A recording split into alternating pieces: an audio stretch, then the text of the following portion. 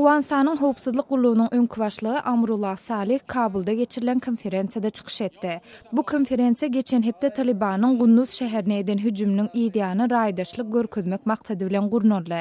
Salih Pakistany Owensanyňky terrorçylykly hüjümleri goldamakda aýplap, halkara jemgyýetini Islamabada has köp basyş etmäge çağırdy. Qırğız paýtagty Bişkekde 2-nji halkara opera festivaliniň başlanmagy bilen şäherde sazyň sesi ýanglandy. Bu opera festivalinde Russiýanyň, Merkezi Aziýanyň we Günbatar Ýewropanyň aýdymçylary çykyş etdiler. Şeýle-de bu festival Sowet döwründe iň gowy opera aýdymçylarynyň biri hasaplanan merhum aýdymçy Balot Minjilkiýewiň hormatyna geçirildi. Siz Azatlyk radiosynyň şuňky täzelikleri bilen tanışýarlyňyz.